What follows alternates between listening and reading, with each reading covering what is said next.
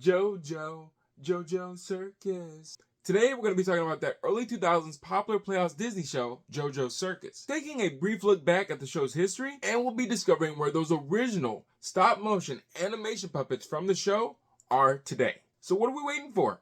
Let's talk about it. Before we begin today's video, I just want to give a huge shout out and thank you to AKG Animations for suggesting today's video topic. And yeah, just thank you so much. I really appreciate it. So, if you were like me and you grew up a late 90s baby, early 2000s kid, I'm pretty sure there's that brief period of time that you actually remember this awesome Playhouse Disney show, along with countless of others. And for me, JoJo's Circus was definitely top tier on that list. JoJo's Circus first aired in the US on September 28, 2003.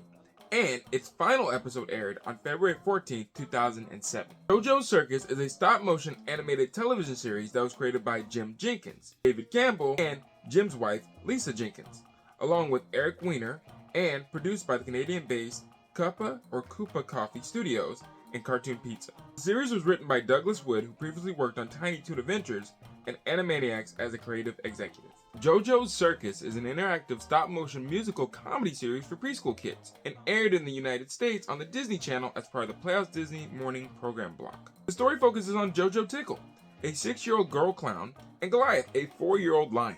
She and Goliath study at the circus school where all young soon-to-be circus performers learn under their teacher, Mrs. Kraplatsky. Each episode of the show begins with JoJo searching for her pet lion Goliath, who's always hiding. JoJo is then presented with the situation that will occupy the theme of the show. During each episode, JoJo asks for the audience participation, a solution to their problem in each episode.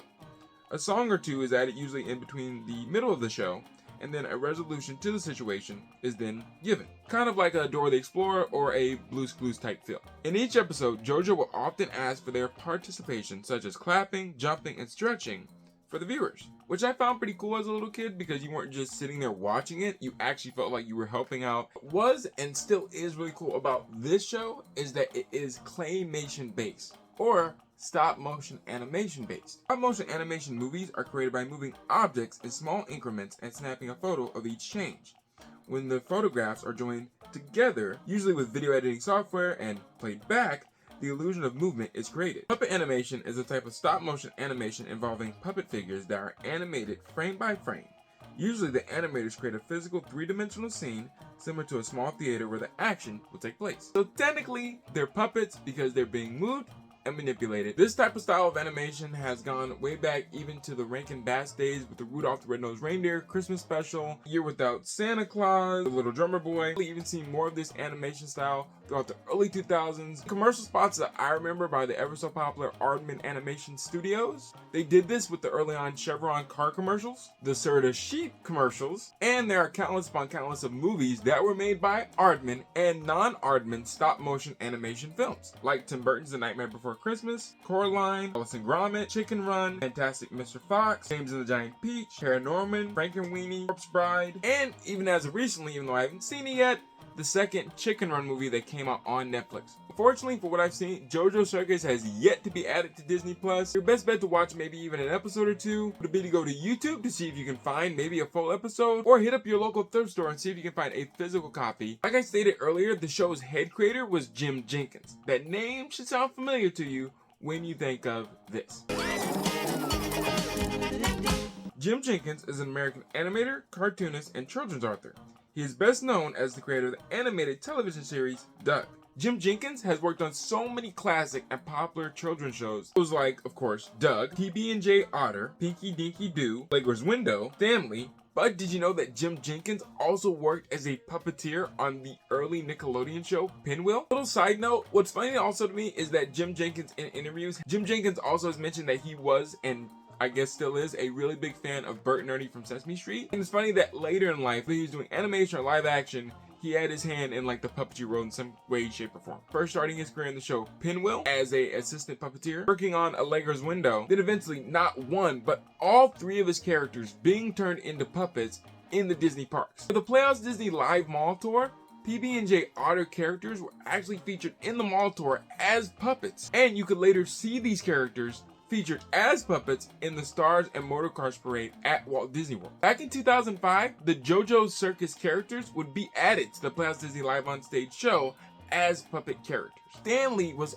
also added as a puppet character along with Dennis the Goldfish and the big gorilla puppet from the Great Big Book of Everything. Now, to answer the main question about where are those stop motion animation puppets today? While scrolling on Instagram through the hashtag JOJO'S CIRCUS, I came across Tim Snyder's Instagram, who's one of the 2 directors for the show. While on Tim's Instagram account, a photo, of course, of JoJo's Circus, Goliath, and several other characters from the show popped up in one main picture. I also noticed to the left that blue creature right there is actually a character from the stop motion animation claymation segment in Zaboomafoo. That was kind of cool to see as well. But found 3 old friends to go on the shelf at Stowaway Vintage. So it looks like Tim had found Trina the ballerina, Goliath, and JoJo, all from the original set that were sold at the Disney store. I noticed behind them that the bigger figures actually looked more than just like toys.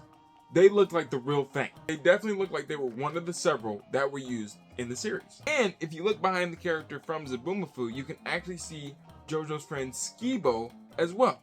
So you have Skibo, JoJo, and Goliath. And a little to the right behind Goliath, I see Croaky's legs. I decided to look at a few of the comments left on the post. Tim even commented to say, at Stowaway Vintage, those are some of the stop motion puppets we use on the show behind the little ones. He also adds, I directed the show for 4 years. It was a pretty good time. Huge shout out to our friends over at Jake's Happy Nostalgia Show, which if you're not subscribed to them and you haven't seen some of their amazing and awesome interviews, what are you doing? Pause this video and you get so much information and insight from their interviews with a bunch of industry professionals, puppeteers, animators, show creators. It's awesome. Just about a month ago, Jake and his friends actually got to interview Jim Jenkins. Jim, being the cool and awesome person that he is, actually gave the 3 hosts some special little behind the scenes that I thought was pretty awesome. I got a phone call out of the blue from a writer friend of mine in LA who worked at Disney.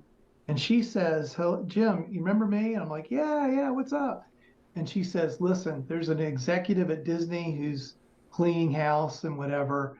And he says he has some of the, what they call the maquettes, because it was a stop motion show. And he said he has some of the original characters. Do you want them? She mailed them to me. So this is just an example, but this is a actual actor, a character from the show. And you know, all that stuff they moved. And oh my gosh. Wow. What I didn't know is I thought, well, how am I going to make that thing, these stand up in my display case? And I don't know. And I put it down and it went ka-chunk. They have these amazingly strong magnets in their feet. Goliath is back. That is wow. awesome. Yeah. Wow. One of the Spudenskis, see that potato? Yeah, I see. Yep. Yep. I see it. Yeah. So these are just a treasure, of course, to have. Thank you so much for taking this stroll with me down memory lane. This was so much fun. This brought back so many memories. And if you could, leave me a comment below letting me know what was one of your maybe several favorite Playhouse Disney shows. I hope you enjoyed this awesome, technically puppet related video. And if you did, do me a favor and go check out the next video right here on the screen. I think you'll enjoy it, and I'll see you over there. Until next time, see you later. Don't forget to subscribe and like the video.